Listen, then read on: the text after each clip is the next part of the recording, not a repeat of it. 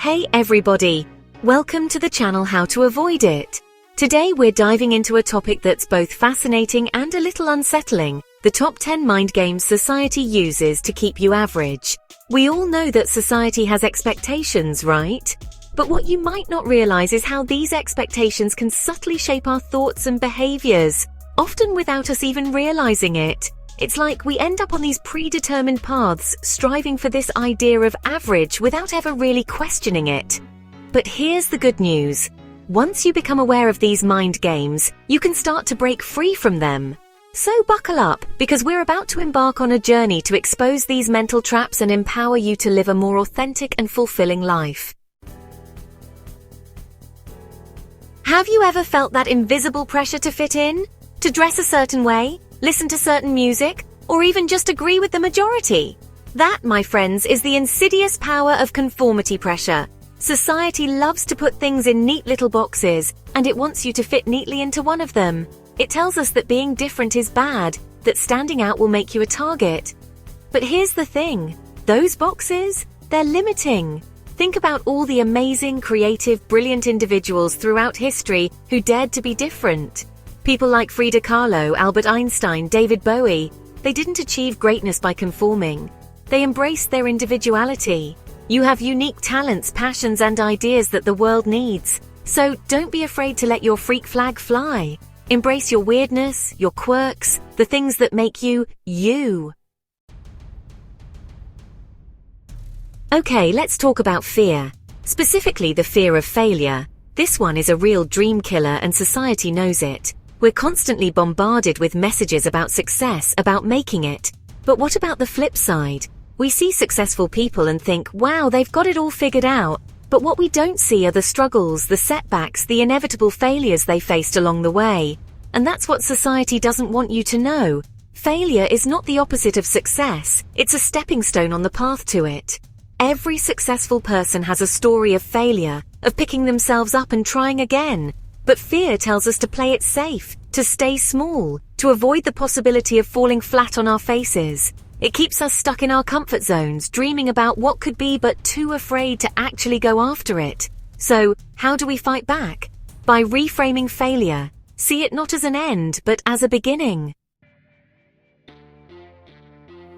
Ever notice how there's always something new to buy? A new phone, a new car, a new fashion trend? That's not an accident, my friends. That's consumerism at work. Society wants you to believe that happiness comes from material possessions, that the more you have, the better you are. But we all know deep down that true fulfillment doesn't come from a shopping spree. Consumerism keeps us stuck on a never-ending treadmill of wanting more, buying more, and feeling emptier. So, next time you're tempted to buy something you don't need, ask yourself, is this going to bring me lasting happiness? Or is it just feeding the consumerist machine?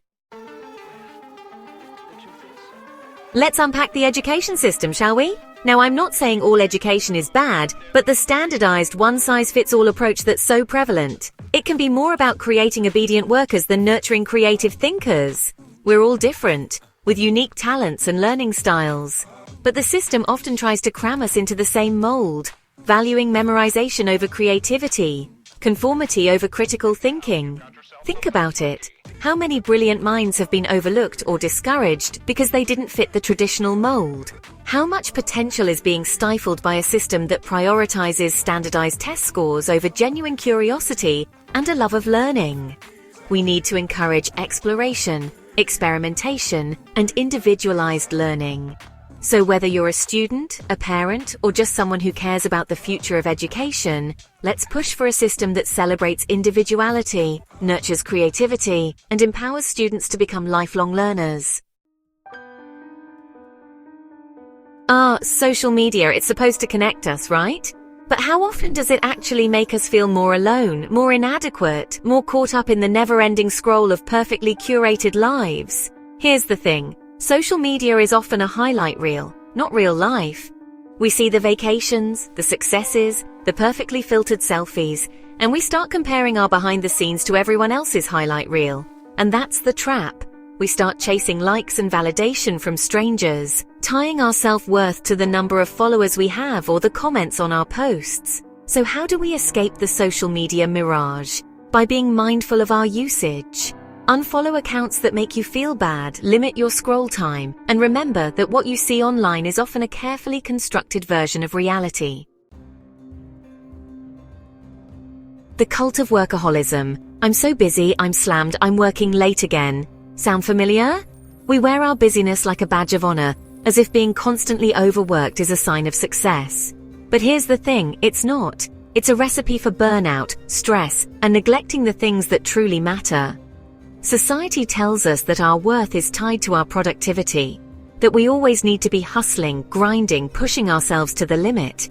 But what's the point of all that hard work if we don't have the time or energy to enjoy the fruits of our labor? Workaholism can lead to strained relationships, neglected health, and a feeling of emptiness despite our accomplishments. It's time to reclaim our time, to prioritize our well-being, and to redefine success on our own terms. Turn on the news, scroll through your feed, and what do you see? War, famine, natural disasters, political scandals. It's easy to get sucked into the vortex of negativity, to feel overwhelmed and powerless in the face of so much suffering. And that's the thing, constant exposure to negative news can warp our perception of the world, making us believe that things are worse than they actually are. It can lead to anxiety, depression, and a sense of hopelessness. Now, I'm not saying we should bury our heads in the sand and ignore the world's problems, but we need to be mindful of our news consumption and balance it out with positive, uplifting, and inspiring content. Focus on what you can control, on how you can contribute to making the world a better place, even in small ways. Boys will be boys. That's not a very ladylike thing to do.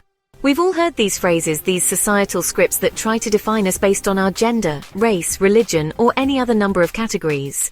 Stereotypes are dangerous because they limit our potential and perpetuate harmful biases. They tell us who we can be, what we can achieve, and how we should behave based on preconceived notions. But here's the truth. We are so much more than the label society tries to put on us.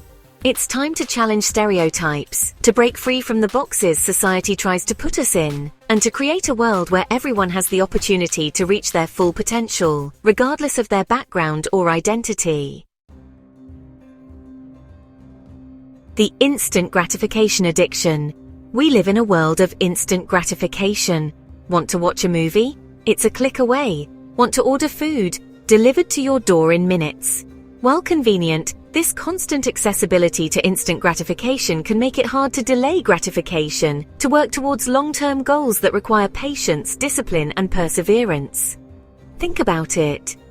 How many times have you abandoned a project or a goal because it got too hard, too time-consuming, and you weren't seeing immediate results? So how do we break free from the instant gratification addiction? By setting challenging goals and breaking them down into smaller, more manageable steps. Remember, Rome wasn't built in a day, and neither are our dreams.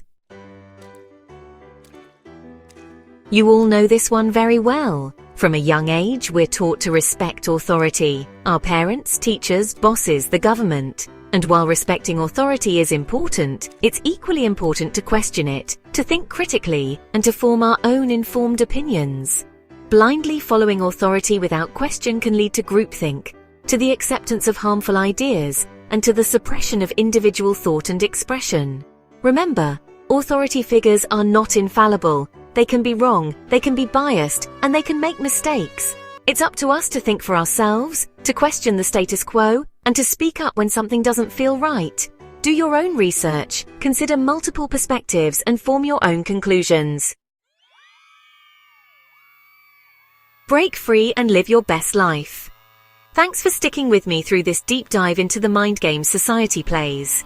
Remember, becoming aware of these mental traps is the first step towards breaking free from them.